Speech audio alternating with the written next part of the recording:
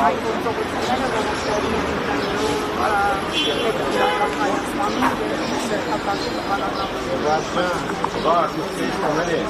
Շատ շնորհակալություն, ես կուզենայի հիշեցնել,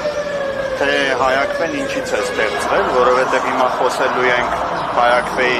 ազգային քաղաքացիական միավորման համակարգողի մասին։ Ուրեմն Հայաքվեն ստեղծվել է սրանից մոտ 3 տարի առաջ, երբ հարց էր դրվել Արցախը հանձնելու թշնամու։ Իսկ Հայաքվեն դա ուզում էր թույլ չտալ օրենսդրական իրեն նախաձեռնության եւ ծնվեց Հայաքվեն որպես նախաձեռնություն։ Այնուհետև ավելի կազմակերպված դարձնելու համար շարժումը Հայաքվեն վերածվեց ազգային քաղաքացիական միավորման եւ շատ կարեւորելով Հայաստանում ժողովրդավարության մակարդակի բարձրացումը եւ ժողովրդի քաղաքացիների կարծիքը հաշվի առնելու հանգամանքը նա սկսեց ժողովրդավարական բոլոր գործընթացների մոնիտորինգ անել եւ ողջ նախընտրական շրջանում ազգային ժողովի նկատի ունեմ բոլոր տեղական ինքնակառավարման մարմինների ընտրությունների ժամանակ Հայաքվեն իրականացրեց դիտորդական առաքելություն ընդ որում ներառելով ընդգրկելով ամենաշատ դիտորդները եւ Գյումրիում եւ Փարաքարում եւ Վաղարշապատում։ Ուրեմն այս ամբողջը տեսնելով Հայաստանի իշխանությունները, որոնց մենք անվանում ենք խամաճիկ իշխանություններ, դրսի թելադրանքով, ել չեմ ասում հասցեները որտեղից, դրսի թելադրանքով ուրեմն հատուկ օրենսդրական նախաձեռնություն նախաձեռնեցին Հայաքվեի դեմ։ Եվ ընտրական օրենսգրքում այնպիսի փոփոխություններ մտցրեցին, որ Հայաքվեն այլևս որպես ազգային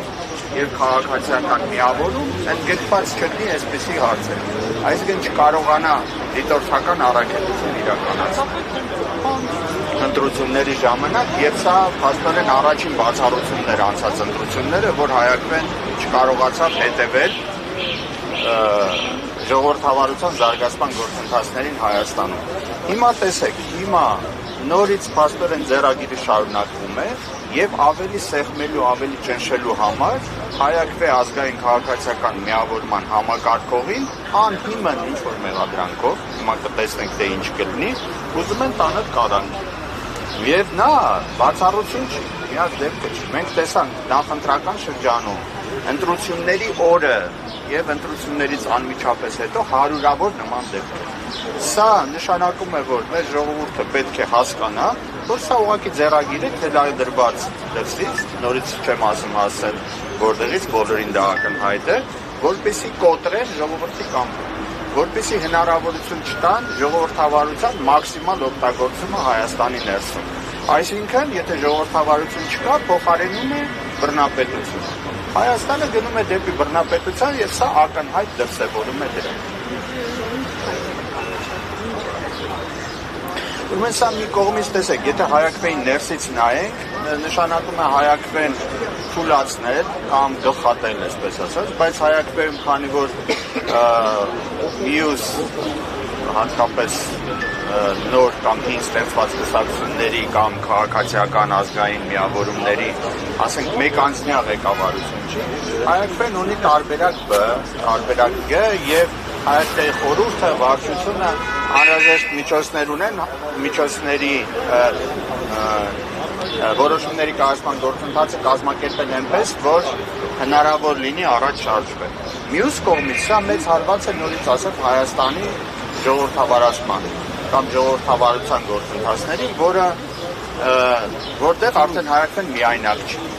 Հայաքվեն ունի բազմաթիվ ընկերներ, գործընկերներ եւ դաշնակիցներ այս առումով, որոնց հետ միասին ձեռք-ձեռքի տրված պետք է պայքարել։ Եվ այստեղ առաջին շարքերում են հենց այն ուժերը, հատկապես քաղաքական ուժերը, որոնք վերջին ընտրություններին մասնակցեցին եւ ծանրակշիռ ձայներ հավաքեցին։ Մի բան եմ ուզում ասել, որովհետեւ շատերը ասում են, տեսեք, վերջին ընտրություններին 500,000 եւ այլն ձայն։ Ուրեմն իշխանությունների օգտին քվեարկելը 50%-ից ավելի քիչ։ Դա նշանակում է, որ իշխանությունների օգտին չի քվեարկել 50%-ից ավելի շատ։ Չհաշված են խախտումները հազարավոր եւ այն բռնաճնշումները, որոնք կային ընտրությունների ընթացքում։ Այսինքն սա արդեն խոսում է, որ ինչպես ասում են, գնացքը տեղից շարժվել է եւ գնում է ճիշտ ուղղությամբ։ Իսկ սա կարելի ասել վերջին կաթիլն է այդ ուղղությամբ, որպեսզի ժողովուրդը արթնանա եւ իր ասելիքը ասի։